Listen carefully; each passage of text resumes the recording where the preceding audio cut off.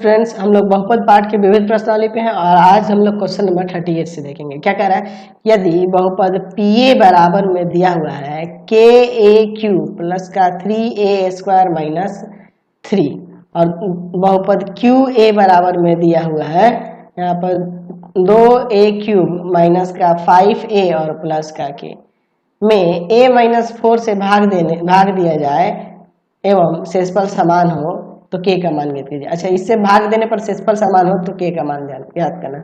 देखिए, किससे भाग करना है? A-4 से। तो अगर बराबर में 0 रखेंगे तो यहाँ पे A का मान 4 मिलेगा। A4 पर 4 रखने पे जो बहुपद का मान आएगा वह क्या होगा? वही शेषफल होगा। शेषफल प्रमेय से हम लोग पढ़े हैं ना जी। शेषफल प्रमेय से शेषफल क्या होगा? शेषफल क्या होगा दोनों के लिए? तो शेषफल देखिए क्या होगा। शेषफल जो होगा पहले वाले के लिए हम लोग एक की जगह पे 4 रख देंगे बहुपद में, पहले वाले में रखते हैं। K इंटू में 4 का क्यूब एक जगह 4 रखना प्लस 3 गुना में 4 का स्क्वायर और माइनस का 3। तो ये आ जाएगा 4 का क्यूब 64 K प्लस का 16 3 48 और माइनस का 3, यानी आ जाएगा 64 K प्लस में 45। ये शेषफल आ गया, ये आपका शेषफल होगा। तथा दूसरे के लिए Q4 यानी दूसरे का शेषफल दूसरे में रखेंगे तो शेषफल क्या आएगा? 2 गुना में 4 का क्यूब माइनस का 5 गुना में 4 और प्लस का K। तो आ जाएगा 4 का क्यूब 64, 64 गुना 128 माइनस का 20 और प्लस का K। ठीक है, चलिए अब देखिए क्या हो जाएगा। तो आ जाएगा यहाँ पे 108 प्लस का K। तो ये Q4 का मान है। क्वेश्चन में कह रहा है कि चूंकि शेषफल समान है, चूंकि शेषफल समान है इसलिए यहाँ पे लिख सकते हैं कि Q4 जो होगा ना P4 दोनों इक्वल होगा। P4 का वैल्यू और Q4 का वैल्यू दोनों शेषफल ही है ना, तो दोनों शेषफल बराबर हो जाएगा। तो यहाँ पे है आपका 64 K प्लस का 45 और इधर है आपका 108 प्लस का K। तो आ जाएगा 64 K माइनस का K और इधर आ जाएगा 108 माइनस का 45। तो यहाँ पे आ जाएगा 63 K और इधर देखिए आपका आ जाएगा यहाँ पर 63 ही। तो ये जाएगा भाग में, तो K बराबर हो जाएगा 63 बटा में 63, कट गया एक बार में। तो K का मान कितना आ गया? 1 आ गया। चलते हैं अब नेक्स्ट क्वेश्चन पे। तो क्वेश्चन नंबर 29 देखिए, यदि बहुपद दिया हुआ है यहाँ पे PX मान लेते हैं इसे। ठीक है, बहुपद दिया हुआ है हमारे पास A plus 4 into x² minus का 4AX माइनस 6। कह रहा है कि का एक शून्यक दूसरे का ऋणात्मक हो तो बहुपद ज्ञात करें। अच्छा, एक शून्यक जो है दूसरे यदि बहुपद ये है, ये बहुपद दिया हुआ है, इस बहुपद का एक शून्यक दूसरे का ऋणात्मक हो तो बहुपद ज्ञात करने के लिए कह रहा है। तो देखिए यहाँ पर हम लोग मान लेते हैं कि माना यहाँ पर पहला बहुपद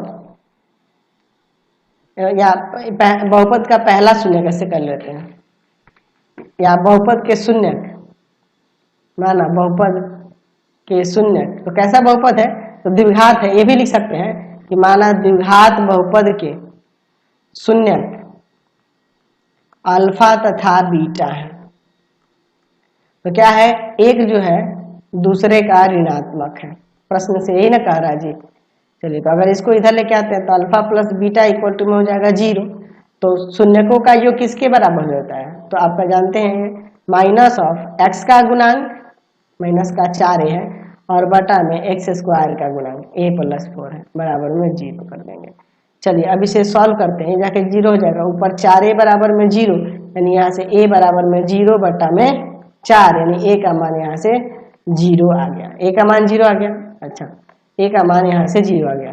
तो हमें बहुपद चाहिए, हमें बहुपद ही ना चाहिए, इसलिए अभिष्ट बहुपद क्या हो जाएगा? अभिष्ट बहुपद क्या हो जाएगा? तो a का मान रख देंगे Px बराबर में हो जाएगा 0 प्लस 4 इंटू x² माइनस का 4, a का मान 0 और इंटू में x माइनस 6, ये ना है जी, यही है आपके पास। तो आ जाएगा ये आपका 4 हो जाएगा 4x², ये तो 0 हो गया माइनस 6, यही आपका बहुपद Px हो जाएगा 4x² माइनस का 6। क्वेश्चन नंबर 40 देखिए क्या करा है कि यदि बहुपद, यहाँ पे देखिए इसे मान लेते हैं कि हमारे पास बहुपद Px जो है ऐसे दिया हुआ है। देखिए क्या है, a² प्लस का 4 इंटू x² प्लस का 11 ax प्लस का 4 है। का एक शून्य दूसरे का व्युत्क्रम है तो ए का मान ज्ञात कीजिए। तो हम लोग मान लेते हैं कि माना ये द्विघात बहुपद है, तो द्विघात बहुपद के शून्यक, द्विघात बहुपद के शून्यक, द्विघात बहुपद के शून्यक अल्फा तथा बीटा है, ऐसा हम लोग मान लेते हैं। तो क्या कह रहा है प्रश्न से?